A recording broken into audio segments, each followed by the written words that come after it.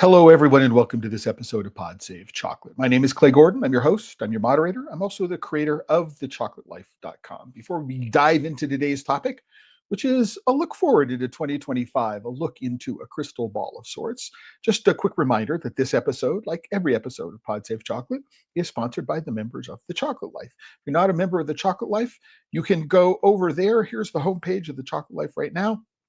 There's a little green button up here. It will say join if you're not a member or logged in, or a little plus in the avatar in the lower right-hand corner, and you can become a member of TheChocolateLife.com and support the work that I do here. I really do appreciate that. This is the homepage of The Chocolate Life right now. And you can go there even if you're not a member. Anything that is not explicitly listed as a members only post is something that you can go and read. There are hundreds and hundreds and hundreds, actually 1,700 posts or thereabouts, currently on the website, currently in the site. And there is a search capability up in the right-hand corner. You can go look for whatever it is that you like while you're there. So now that I've done that, I would like to remind you that you can go into the comments, whether it's the live chat on YouTube or it's the comments on LinkedIn or Facebook, and comment on today's episode. At any point, just let me know where in the world you're connecting from, or let me know if you've got a question or a comment that you'd like me to answer over the course of the episode, and I will get your shout out up on screen, and I will do my best to answer the question that you might have on today's episode. Right, and for every episode of Pod Safe Chocolate, I put together a post. And this is the post for today's episode. It contains the links to watch. If you're watching this, of course, you know. But there's also resources so that if you are listening to this as an audio podcast, you can follow along in the audio podcast. Now, if you're listening to this right now, I'm showing the audio podcast screen where you can go and you can find the audio podcast. So I've got 80 of the roughly 87 completed episodes, which are uploaded for people to listen to. Yay. So just a quick bit of housekeeping there. And so I often at the end of the year do a sort of looking forward, looking back, sort of retrospective. And this year, what I decided to do is I decided to do a looking back, taking stock of my chocolate life. Oh, what it is that I've been doing, and then doing a looking forward episode separately. And so here's what I want to do. I want to talk a little bit about what it is that I think about what's going to happen in 2025. What do I see when I look inside my crystal ball? But before I do, I want to do a quick shout out to Elmer Pineda in Honduras. Elmer, it was wonderful to see you at the Midwest Craft Chocolate Festival in Indiana last month. So great to see you. Glad to know that you got back home safely. And also, hey, thank you for a quick shout out. Merry Christmas and happy holidays to you and your family and everybody who's watching this. We only got a couple days until the end of the year. So it's an exciting time. It's an exciting time catching up towards the end of the year and trying to think about what's happening in 2025. So jumping in to 2025 and looking at my crystal ball, the first thing we need to think about is we need to think about the price of cocoa. So this is a website called barchart.com. And one of the things that they do is they provide access to cacao pricing. And I can see today's cash price. And then I can see the futures prices starting 6 months from now. So I've got March 2025, May 2025. And what we're doing is we're seeing that today's cash price is $11,779 US per metric ton. Now, it's hard to understand. So what we see there's some reduced pricing pressure. We see 2 years from now, the expectation is that it will hit into the 8,000s, the low 8,000s. But we really do, this is just what the market thinks. What it is, it's an indication of the kinds of contracts that big chocolate companies, the companies that can engage in hedging strategies, are engaged in what they think the price is going to be. That's where those things are. It's much more interesting to go and take a look, if I can, at the price history chart, right? And let me make this a little bigger, so those of you who are watching along can get an idea. Is that what we have in the history chart for yesterday is we have the opening price, the high, and then the low price. And what we see is we went from 12,600 on 12,650 roughly dollars per metric ton on Wednesday down to $11,779 per metric ton yesterday, right? But we were at $10,800 a metric ton a week ago. Okay, so what we're seeing is just a huge amount of volatility in the prices. And the question is, what does this all mean? So I also want to just jump up, really quickly in the corner, and we can see the 52-week high, the 52-week low. So it's gone from $4,129 a ton to $12,646 a ton over the course of a year. It's a 3x increase in the price of cocoa. But the question is, what does this all mean? And the answer to the question is no one knows, in my opinion. In talking with people, what we're doing is the day-to-day volatility appears to be based upon day-to-day news. So somebody in Cote d'Ivoire or Ghana will say, oh, the harvest will be good. And everybody goes, yay. Or somebody will say, oh, there's rain and the harvest will be good. And the price goes down. And somebody goes, the weather's not so good. And the price will go back up. This volatility is really hard to understand. But the number one thing to understand about this volatility are number one, the number two, I think the two things that everybody needs to understand about this volatility are no one knows what the price is going to be, right? At all. No one knows what the price is going to be. And there's no control over it. There's just, those are the two things, right? So if you're looking at this, your option, and I think the only option you have, is to go to your suppliers, right? And do your best to buy whatever you can, because the likelihood of this trajectory going down very much over the course of the next couple of months is relatively low. We're going into the part of the year, so the first quarter, which is when the bulk of cocoa purchasing is done. And so there's a lot of demand because this is the time. Q4 is not the time. Q1 is the time when the bulk of cocoa purchasing is done. So you're going to want to go and talk to your suppliers and do everything you can to make sure that you get your hands on whatever cocoa you can while the price is where it is. Now, there's another way to go look at it, and that's called the moving average. Again, I'm not logged in for some reason. The moving average will give you an idea, a different sort of look at the kind of volatility. So we're looking at yesterday's close at 11,779. The 20-day moving average is at 10,000. The 50-day moving average is at 8,500. The 100-day moving average is again at 8,500. So there's a lot more volatility now than there has been over the course of the last 6 months or so. So, what does that mean? It means that the price of cocoa is going to, for the short term, and that means for 2025, is going to stay high. That's it. It's going to stay high. It could go higher, right? And no one knows exactly what the future course of this is going to be. Unfortunately, that's what I want to talk about. Before I get into the next point, quick shout out to Mark and Yuri at Blue Spruce in Kirchhoff, Colorado. Happy holidays to everybody out there. So thank you very much. And you say you're crazy here, but listen again. Excuse me. Thanks for uploading the confectionery articles. And so what that is a reference to, for people who wonder, is that for 3.5 years, I was the technical editor to International Confectionery Magazine. And I wrote 35 articles over the course of that 10 issues a year over that 3.5 years. And that relationship with International Confectionery just ended.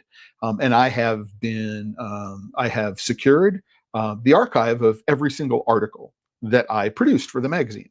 And so what I am going to be doing is I am going to be making the archive available over the course of, I'm going to making the archive available. I'm not entirely sure how I'm going to be doing that yet, Mark and Yuri. I know that I'm going to be putting them into individual articles, right? But what I might also be doing is I might build articles around a selection of them. I don't know that there will in fact be one post which has all 35 articles embedded in it for download. It's a little too soon. So I might make 2021 available, then 20.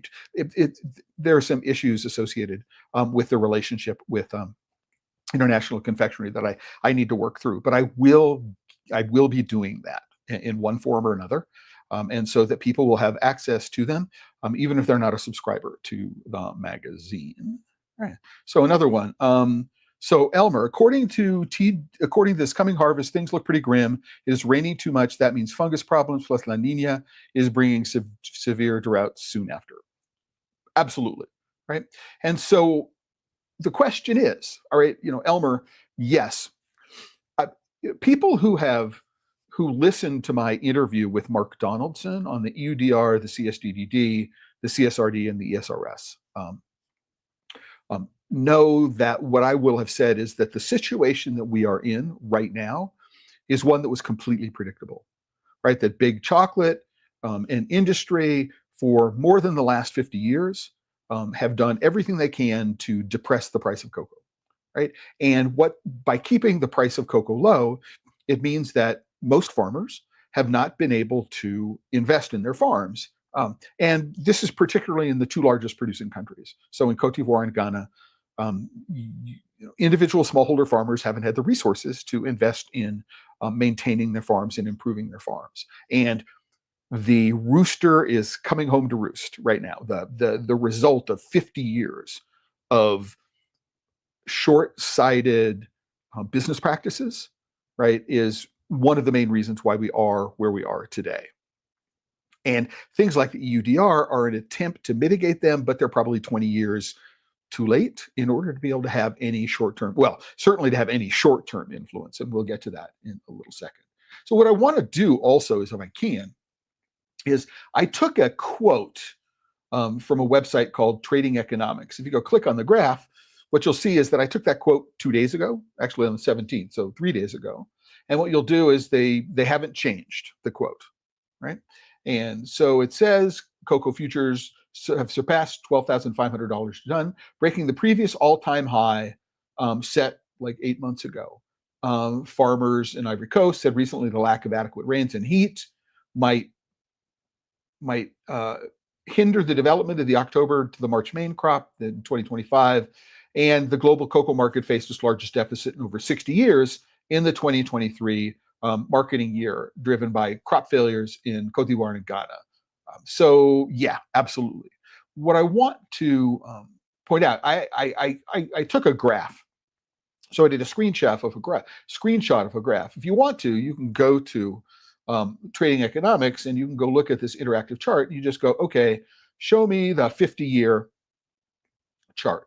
And it's actually, they've got figures going way back into the 1960s. 1959. All right. So I only took the last 50 years to do this chart.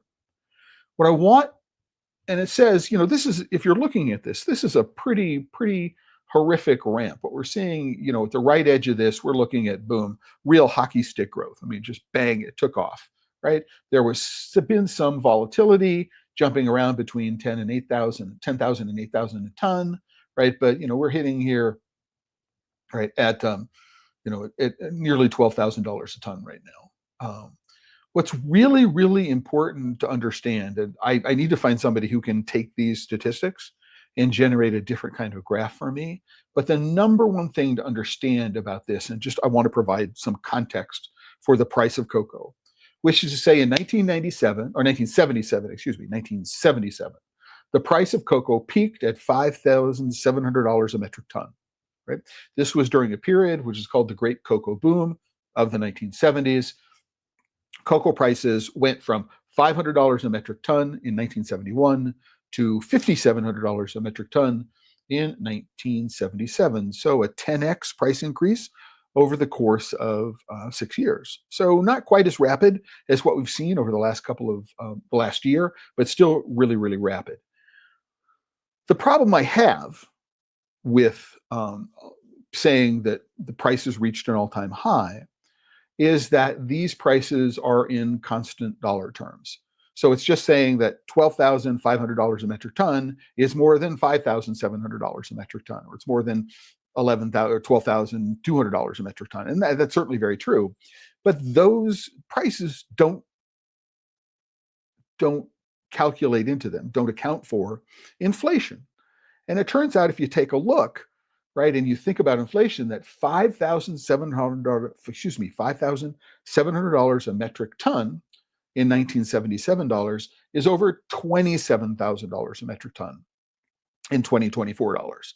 So we're not even halfway to the top if we're doing a one-to-one comparison in terms of the purchasing power, which is associated with those dollars. Will the price of cocoa hit the equivalent of $27,000 a metric ton? I don't know. It's hard to imagine the circumstances under which it will, but it is a possibility. I don't think it's a likelihood. I think there's an outside chance that it will go there. But it has been in the past much higher than it is today. And what happened is after the 1977 peak, let's go back to this chart. So 1977, which is this peak right here, right? The price of price of cocoa has been sort of settling between, as low as, under $1,000, around maybe $1,000 a ton to as high as $4,000 a ton. Again, those are in constant dollar terms, but big chocolate companies and governments have been able to do a good job of keeping prices within a relatively narrow range until recently. What has happened, this is the fourth year in a row for which there's been, the harvest has been less than demand, and so stocks are at an all-time low, right? And so there's a lot of demand for a supply which has been steadily worsening. Why is that? Because the price of cocoa has been lower than the cost of production. There hasn't been any emphasis, any ability on the part of big chocolate to say, you know what, we need to make sure that our cocoa farmers have the resources that they need in order to be able to invest in their farms, right? So that when a dislocation comes, like, oh, we know about El Nino and La Nina, we know about these weather phenomena, we know how they affect fungal and other diseases, there's no resilience. There's nothing in the system which enables us to weather them. And so who's going to pay for all of this? Of course, consumers are going to pay for all for this. Big chocolate, are they going to be able to get away scot-free? They're just going to raise their prices and they're going to keep their profit margins. And so, yeah, so cocoa farmers are going to pay for it. Consumers are going to pay for it. But the people who are in the big chocolate companies, investors and others who are responsible in my thinking for this are going to get away pretty much not unscathed, but they're not going to be they're not going to be worried about their bottom line so much. Now, all of this, if you're following along, I'm scrolling down, all of this is going to be exacerbated by the impact of the EUDR, the European deforestation regulations, the Corporate Sustainability Due Diligence Directive, the Corporate Sustainability Reporting Directive, and the reporting standards. So the European Sustainability Reporting Standards, I think that's what ESRS stands for. But we don't know exactly how yet. That's because the implementation deadline for the EUDR was delayed by 1 year. It won't come into final effect until December 31, 2025. It was originally slated to go into effect in December 31, 2024. What this does, right, is it extends the uncertainty that's in the marketplace. And one of the things that markets don't like is they don't like uncertainty. So we don't know, for example, the exact final form of some of these regulations. And you have to take all four of these into account. And I will put a link onto this page to the interview that I did with Mark Donaldson, the recorded interview that I did with Mark Donaldson on this topic, because we do talk about a lot of these issues. Like, for example, right? If you are a small chocolate maker in the United States and you are exporting relatively small amounts of chocolate to a small distributor in the European Union, you are probably never going to have your product flagged, and you're probably never going to have to be able to respond to a demand to be able to, quote unquote, certify that all of the ingredients in your products are EUDR compliant. That's just the number one takeaway from that. That the way the EUDR inspection regime is put together is they're looking for the top 9%. I don't know why it's the top 10%, but it's the top 9% of producers. Also, there's not going to be any physical inspection at the ports, right? So what's going to happen is that there's going to be an electronic inspection of the certificates, the sustainability certificates that need to be provided. And so somebody somewhere is going to look at some of these certificates and go, we think we have an issue here. And that may come from a national authority of competence, right? So there's going to be an organization which is in the Netherlands, an organization in Belgium, an organization in each of the EU member states. They are free to interpret the laws separately in each one of the member states. So you will find differences in how the EUDR regulations are treated in each member state, which is an issue, right? Identifying a national authority of competence is always a challenge. But what happens is that once you are identified as somebody that needs to be audited, it's probably a better way to think about it. Your records are audited. That you're going to be set up for regular auditing in the future, right?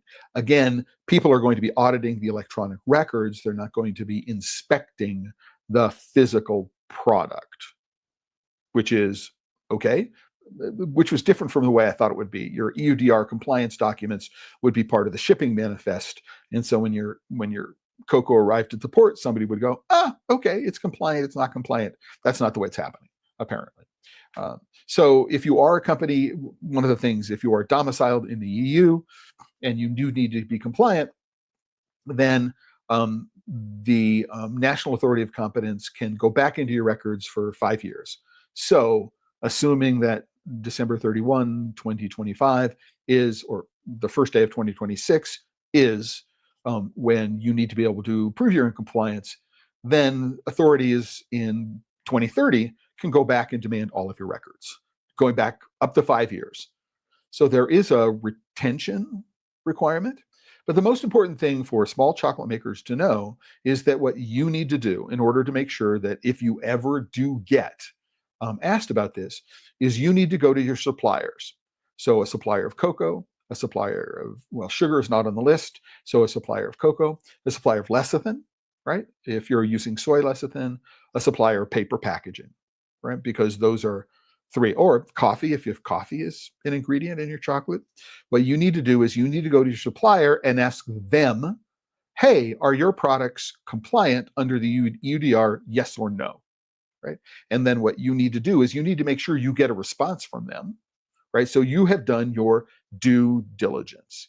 We have talked to our suppliers, right? Are you compliant? They have said, yes, we've got a document that says they are compliant. And you should probably do this, for every shipment. Is this shipment EUDR compliant? And if you're doing that, there's not likely to be any financial penalty for you. Actually, there's not going to be any financial penalty for you if you're not domiciled in the EU. Just quick to know. However, again, it is the uncertainty around the regulations. We don't know exactly what's going on. It's now as much a political issue as it is an environmental issue around all of these things. So we don't know precisely what is going to happen. And there's also going to be a difference between how these regulations are interpreted by national authorities of competence. And that means there's wiggle room. Is probably the best way to describe it, right? There's no uniform set of regulations which is going to apply exactly the same way across the entire EU. So that means, you may find that it's better to ship product to somebody in Spain, or to bring something in through a port in Spain and warehouse it in Spain, or have your headquarters in Spain as opposed to some other country. So we're going to see some uncertainty. And as I say, uncertainty, markets don't like uncertainty. And that's going to be part of the speculation, which drives prices up for until at least this time next year. I don't think we're going to see any significant decrease in the price of cocoa over the course of the next year, unfortunately. Now, for all of us who are in the United States, we have a new presidential administration coming in at the end of January, but we're already seeing how the incoming president is affecting monetary policy. So, they're trying to, they've had two different funding programs to keep the government from shutting down tonight, right? The last one was kiboshed yesterday. And so for reasons that are hard to understand, we have, it's grim in that respect, right? So again, volatility, uncertainty, who knows what's going to happen. For us in the United States, however, one thing that we've been able to take advantage of when it comes to, number one, ingredients in cocoa, ingredients that go into chocolate, is apart from sugar, imported sugar, right? We can look at cocoa beans, no import tariffs. We can look at cacao mass, no import tariffs. We can look at cocoa butter, no import tariffs. Most forms of cocoa powder, no import tariffs, right? The machinery that is used we use in our workshops, if it is manufactured overseas, there are no import tariffs, right? And that might change, right? Imagine if beginning early next year, on top of everything else that's going on, right, the incoming administration decides to just say, okay, there's going to be another 25% we're going to put on top of any imported product from Ecuador or any imported product from Peru. Now, Mexico, the president of Mexico, the incoming president of Mexico, has been good at pushing back. But it remains to be seen what's going to happen. And so you could find, for example, especially when it comes to trade war-ish, whatever we want to use there, is going to affect, for example, imports in China. So there's already 15 to 40% imports on packaging, paper packaging, which is produced from China, which is imported from China. So if there is a blanket 100% increase in tariffs, what does that mean for packaging that people are currently purchasing? It's going to be a really rough time over the course of the next 4 years.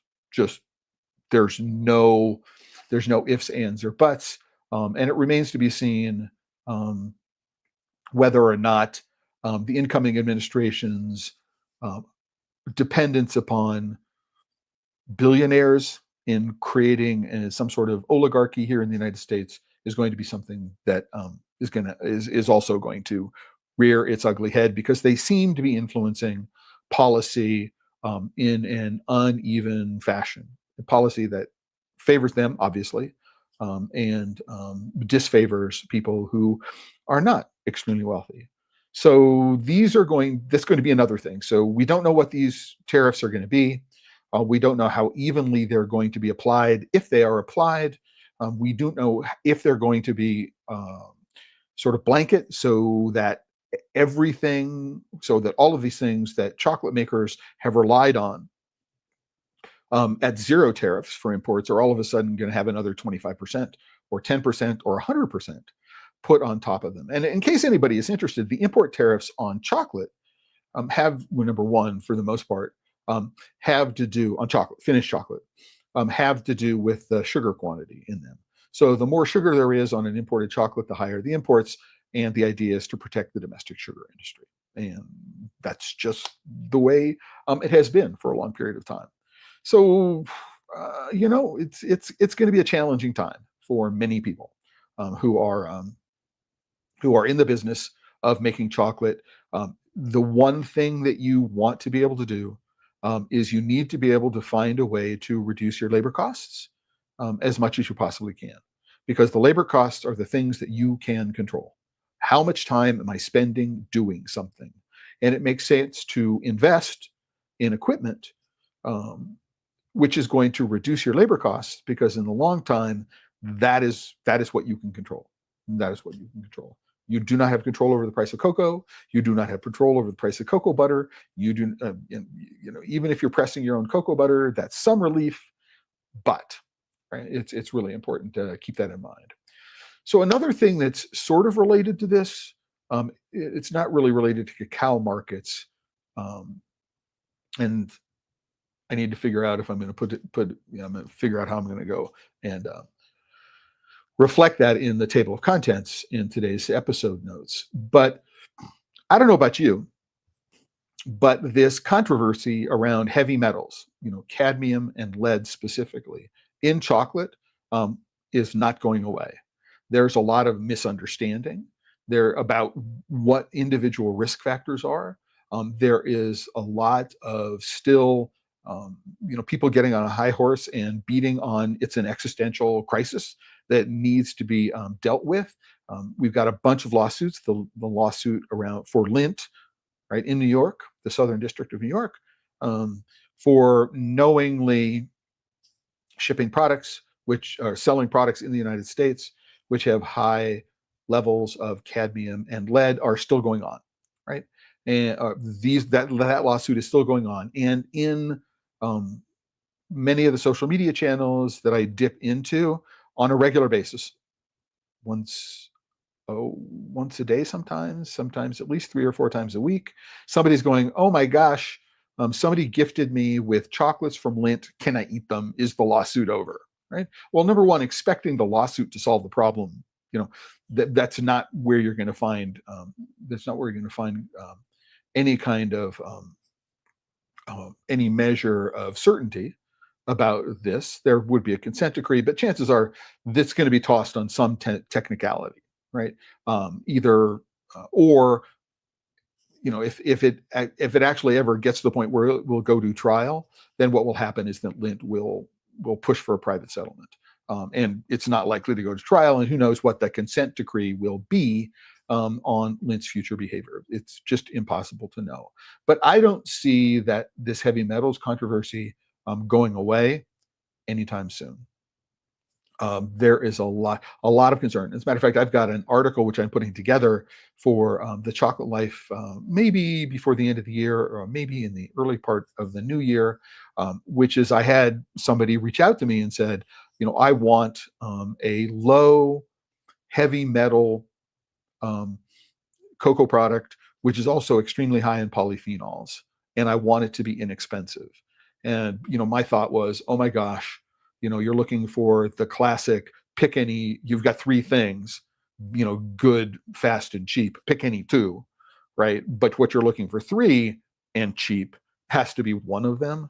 Is a real challenge. But it's really, really complicated, and I want to spend some time, sort of advancing my thoughts on it, because it is going to be something that people are. If you have a shop, people are going into your shop and they're going to be asking about. If you're selling online, you probably want to have some sort of disclosure, some kind of disclaimer online that talks about your position, that you can show to people and go, "Hey, here's what we need. Here's our policy on this."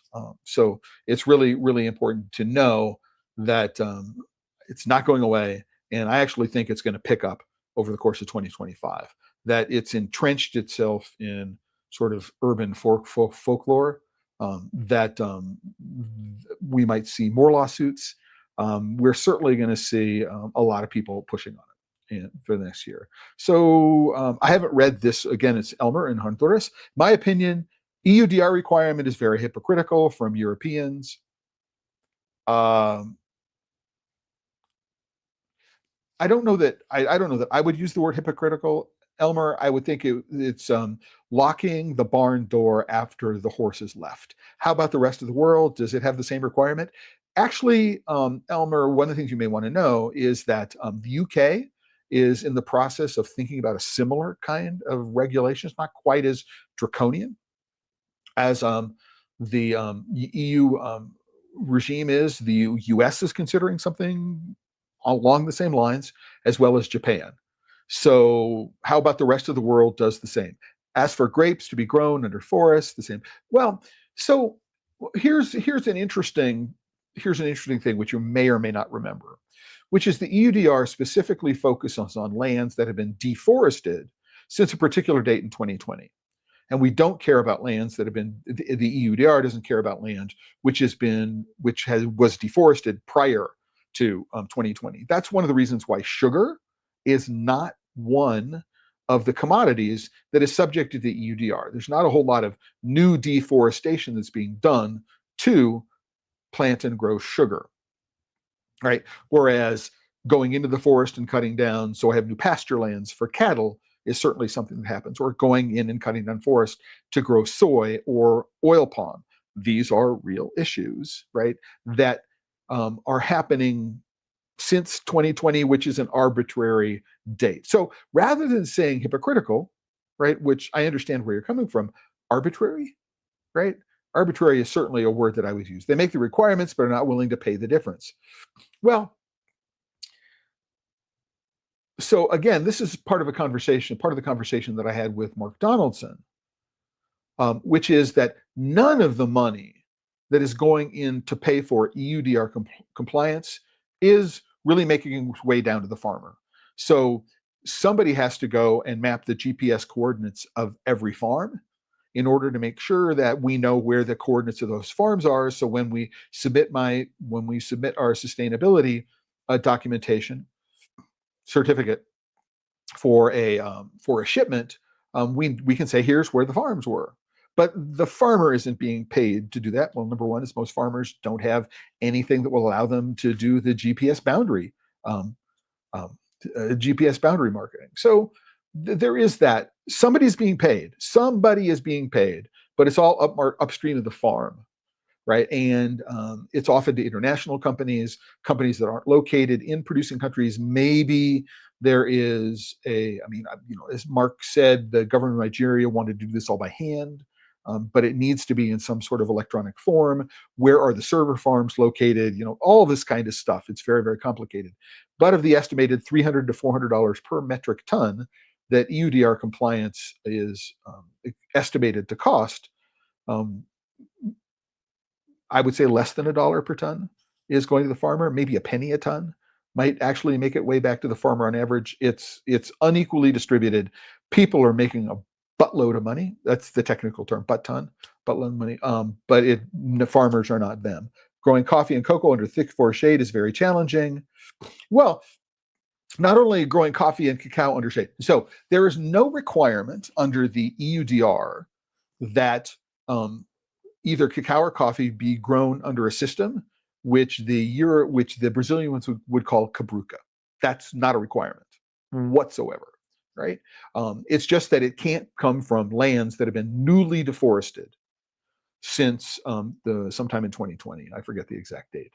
Right? So I could do high intensity open sun farming, right? And of lands that had been deforested 10 years ago, right? And it would be EUDR compliant. Very, very simple. There's no requirement that it be grown under shade. Right? And based on my experience in Ecuador in 2022, going to the Hacienda Victoria, it is possible to have high intensity open sun farming of fine flavor cocoa varieties in a way that is both carbon neutral and considered to be regenerative. So those things are not mutually exclusive, right? They're expensive, right? But they're not mutually exclusive. Well, so it is not just one more certification to pay, because you as a cacao farmer, right? You're not paying for a certification. What you're being asked to do is a one-time boundary mapping of your farm. And then every time you ship a new shipment, that you pass along, oh, here's the boundary of the farm where the cacao was harvested. That's what you're being asked to do. You're not paying for a certification, right? So there is an upfront cost. Are farmers paying for it? It depends on the country that you live in. In a place like Ghana and Cote d'Ivoire, I don't think farmers are paying for this. The government is paying for this, although the farmers are paying for it indirectly if they're not paying for it directly. So yeah, there is a cost involved, right? But it should be a one-time cost per farm, just so you know. That's my understanding of it, and we can go into that. I'll ask Mark that question because he's on top of it. And what's interesting here is you also talk about what are things about olives, wheat, and something. It's that if I'm growing wheat in Germany, I'm not deforesting lands to grow wheat. If I'm growing olives in Italy, I'm not deforesting to plant new olive trees. So it all has to do with this notion of proving that your products don't come from deforested lands that have been newly deforested in the last couple of years. That's the point, right? And so one of the issues around the UDR is nominating what are called zero risk countries. Right? So it may turn out that Germany is determined to be a zero risk country, and so the likelihood of anything being flagged for auditing is very, very low. Whereas we know that the Ivory Coast and Ghana, right, are higher risk countries when it comes to cocoa. Maybe not for other commodities, but other things. And remember, keep in mind that cocoa doesn't grow in Germany, and coffee doesn't grow in Germany, and we're not growing.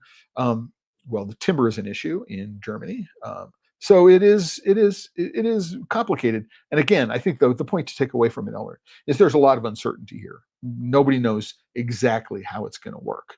And it is that uncertainty which it leads to a huge number of problems, right? So I'm going to get done with that. We're 45 minutes into the episode. I knew that I would spend a lot of time on this in terms of my crystal ball gazing.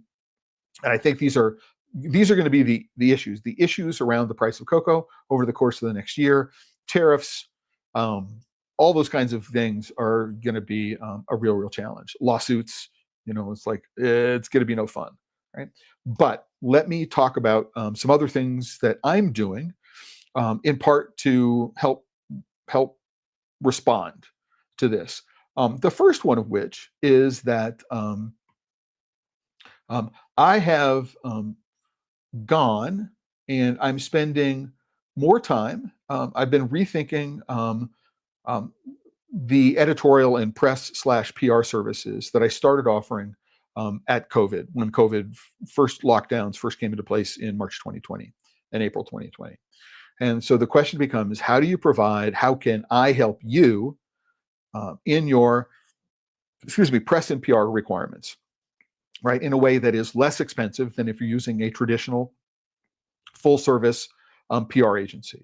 And so you can go to this post on The Chocolate Life. It's editorial and press / PR services. And you can learn about how I can do things like revamp your website, go read all your website copy, go visit all of your marketing copy, right? And suggest ways to have it be more effective, to have more impact. What it is that I can do is, if you want to do press releases, right, I can offer a press release service where I write it and I put it into press release distribution, and I can even host it on The Chocolate Life as well. So there's a permanent archive of your press releases. So again, the idea here is you don't necessarily need to have a retainer of $2,000 a month with a press agency, a PR agency, in order to do this stuff, and then pay on top of it for the services that you're going to be using. You can do these on a much lower cost basis. And so you can go and click on the editorial and press PR services link on today's post, and you can learn more about those services that I'm offered. So pricing has changed, some of the ability, some of the capabilities have changed. So you can go there and look at it. Number two is that now that I am no longer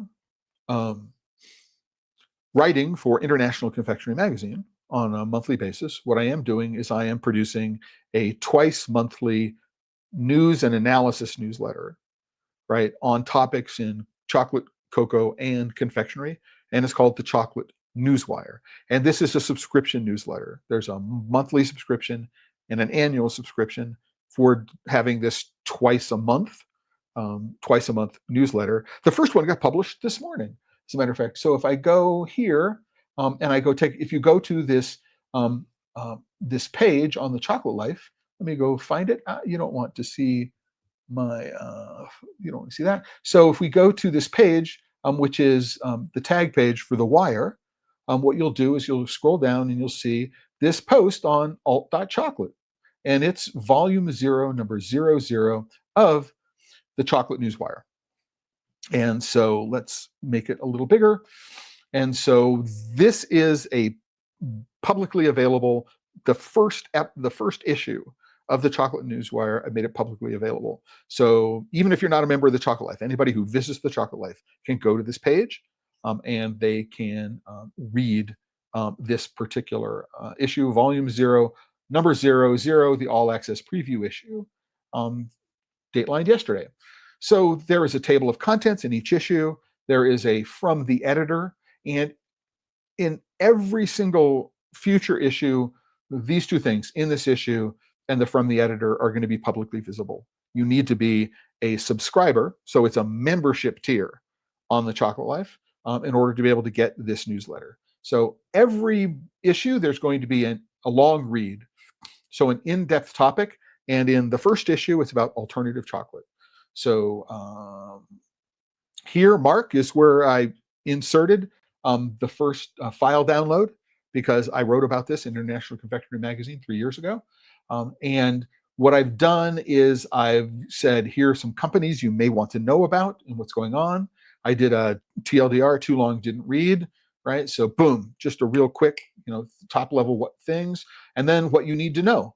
So I describe, in this particular case, the two main approaches that are used in creating cocoa analogs, alternative chocolates, cocoa-free chocolates, whatever it is you want to call them. So precision fermentation, cell culturing. There's synthetic biology, which is being used. So I do talk about a company that's in there, an impact on how it's going to impact ingredient sourcing, who some of the other players are, not just the companies, but who are some of the investors and partners. And so what you should care about. So if you're interested in news and analysis in the worlds of chocolate, cocoa, and confectionery, because it's part of your business, and I'm not saying that small chocolate makers are, but it does provide a list on things you're looking for. So topics for this issue include, again, an overview of cocoa markets, which I talked about, which formed the basis for today's episode. We also have the 10 largest confectionery companies in the world. So here's a ranking from Candy Industry Magazine of the top 10, and then we move into that to talking about people. So people may have heard that Mondelez is interested in purchasing Hershey's again, and it turns out that the person who was hired from Pepsi to manage Hershey's confectionery business in the United States just left and went back to Pepsi. So I'm going to be doing a deep dive on one topic, and this the featured long read, and then we'll be doing a topics, people, events, quotes, errata. Every single month there'll be a different group of things, but that's another thing that I am doing for people who are looking to stay on top of and get ahead of issues. So as a subscriber to the magazine, you can say, hey, Clay, I'd like you to cover topic X, or hey, Clay, we'd like you to talk about our company because we have a press release. And so these are the things that you as subscribers get to be able to do. And the first paid issue, which is going to be behind the paywall, semi behind the paywall is going to be the first Thursday of January. So the publication schedule is the first Thursday and the third Thursday of January. If you are not a subscriber to the Chocolate Life, you're not a member of the Chocolate Life, what you're going to do is you're going to see a landing page that looks like this. It's called the Chocolate Newswire. And this landing page is where you can learn a little bit about what the subscriptions options are and then click to subscribe. So if you're not logged into your Chocolate Life account and you go to the Newswire page, you're going to get into this landing page to see what's going on. So that's some of what it is that I've been doing. And as I say, the preview issue, the all access preview issue was published actually early this morning. And so you can go to the Chocolate Life right now, go to the Wire page, and you can find it. Now, because of the way navigation works on the Chocolate Life, it's actually not in the feed, right? Because it is tagged in a particular kind of way so that it is available to subscribers to the newsletter. So you're not going to find it on the page. What I will do is I will put the link to it so you can read the preview issue. It's not in today's post, but it will be this afternoon. So another thing I want to talk about is if you need custom molds, right? This is now something the Chocolate Life can help you do. I have a set of manufacturing relationships with companies located in Turkey. And what we can do is we can provide you with molds, custom molds, 275 by 175, not including shipping, for maybe half the price of Miceli's Artisan Mold Program. So polycarbonate molds, and that's, from scratch. You provide the size of the mold, you provide the weight you want the bar to be or the piece to be. You can give us whatever artwork you want to be able to do it, to be able to put in the mold, and that's going to be what we're going to do. So quick turnaround. We're talking about, we're talking about a month from the time you submit your deposit until you are with a finished mold, and then another month to manufacturing.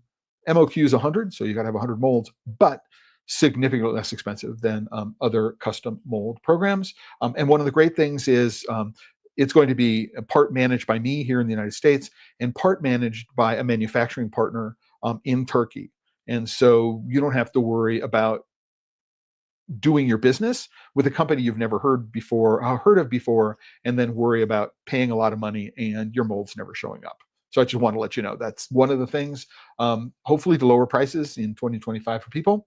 The other thing is, with the same Turkish manufacturer, I'm going to be offering equipment. So we've got ball mills, roll mills, conches, magnetic traps, continuous tempering machines, melting and holding tanks, pumps, jacketed piping, and rovers, one-shot depositors, conveyor belts, right? And if you don't see something on the list, right, we can put our hands on it for you. What's really exciting about this, and for me, and important about this for me, is the level of customization and integration services that we're going to be able to provide. So it's an individual piece of equipment, but if what you want is a custom line, then we can put together a custom line. And this is something I've already done with this particular manufacturer, a custom 40 centimeter enrobing line, which was delivered to a client here in the United States, right? So I feel comfortable in being able to represent the services of this company. And again, it could be things that this company makes and we buy something from third party and integrate that, working on materials handling to go from piece to piece to piece in order to reduce manufacturing costs, but to provide an alternative for relatively expensive European manufacturers. As I said, relatively expensive European manufacturers. And the benefits of the collaboration include also, you're going to be able to go in, and I would recommend this if you're buying any kind of extensive line, is you can go to the factory, see your line in action before it gets shipped, make sure it works the way you expect it to, get trained on its use, get trained on preventive maintenance, and see everything before it gets created for shipping. Right. So those are the things. If you're interested, there's a mail link, and you can talk to us about that. Most important, not the most important thing, but I recently added. I don't want to do that. I recently added a Blue Sky account into my social media. I'm looking to transition in part away from um, Twitter over the course of time.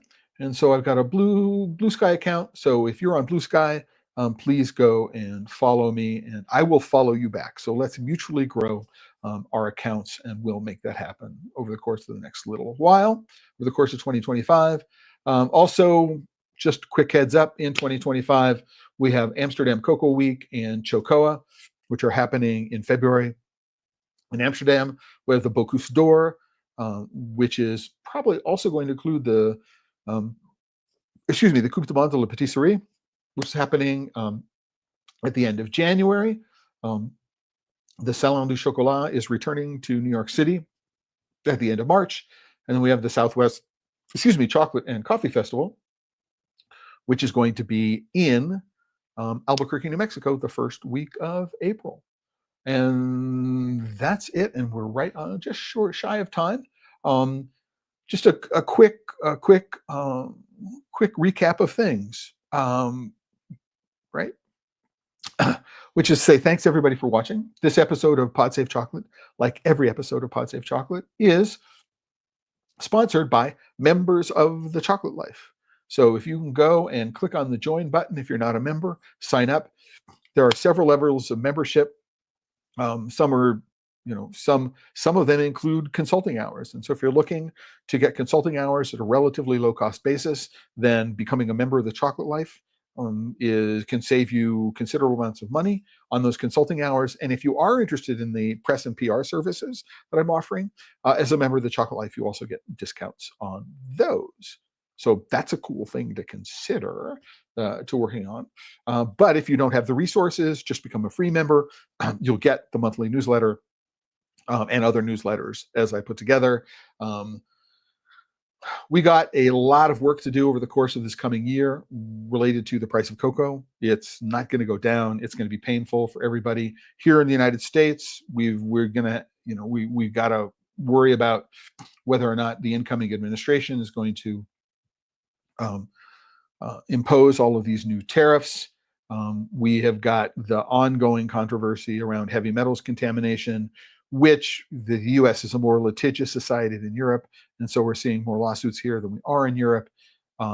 So we don't know how that's going to shake out. It is having an impact on consumer purchasing patterns, at least the way they think about buying, what they're worried about. They're now worried about health and chocolate in a way they weren't worried about 2 years ago. I think that's the best way to think about it. And for me, one of the things that I want to do to help members of the Chocolate Life, to help members of the chocolate community generally, is to reduce their costs. So if you are looking for somebody who can be, number one is you don't have to train me. If you go to a PR agency and they don't know anything in chocolate, you have to teach them about chocolate before they can do anything on your behalf. And so one of the great things about, well, great, I don't know, one of the great things, but one of the things about me is you don't need to teach me about chocolate. Right? So I can go in and I can look at the website copy and the marketing copy and make it more effective, make it have more impact. And I can do that. If you're interested in, having a release schedule, every quarter I've got a new press release that I want to get out there to, I want to make sure that it shows up in Google News and places like that. But I'm not entirely sure, number one, how to do a press release, and I'm not entirely sure how to get up in Google News. These are things that I can do for you, and I can do them at relatively low cost. So just offering those as things that I can do for everybody for 2025. And if you are, in fact, a Chocolate Life member, there are some discount options which are associated with that because you're supporting me on the Chocolate Life. Anyway, we've got the new Newswire, which is a twice monthly subscription newsletter. There's a sample issue up on the website right now. I'll put a link to it. I'll put a link to it in the post. But then there is a special membership tier, which is available now. So if I go, you're not going to see it because I'm logged in, but if you go and you say change your account, there is a new Chocolate Newswire subscription. So it is either $19.95 a month or $187.50 a year for a twice monthly subscription plus quarterly special editions. So that's happening. Looking for custom molds? I can help you with custom molds in 2025. You're looking for equipment and consulting, especially around lines. You're looking for alternatives. We can help you. We can help you find equipment from just a good supplier in Turkey. And that's it for what it is that I wanted to say in this episode. So I want to thank everybody who did, in fact, I don't know why I said in fact, I want to thank everybody who asked a question, put a comment, who did a quick shout out. Let me know where in the world they were connecting from. Thank you very much. I'm going to be doing an episode Christmas Eve, so this coming Tuesday. Not entirely sure what the topic's going to be yet, but it will be somehow related to chocolate, maybe Chris Mahana Kwanzaa. I'm not entirely sure. We can look at what other Christmas chocolate traditions are there than chocolate advent calendars. I'm not entirely sure. But there's going to be something related to Christmas and the holidays. Gelt, of course, the Hanukkah tradition. Not certain if there's anything in the Kwanzaa tradition related to chocolate, but we'll see. Anyway, that's what it is that I know for Friday, December 20th in 2024. And with that, I want to, again, just end this stream as I end every episode of Pod Safe Chocolate with a reminder. If you're working with chocolate and you are not having fun, you're doing it wrong. Ciao, everybody. Until the next time.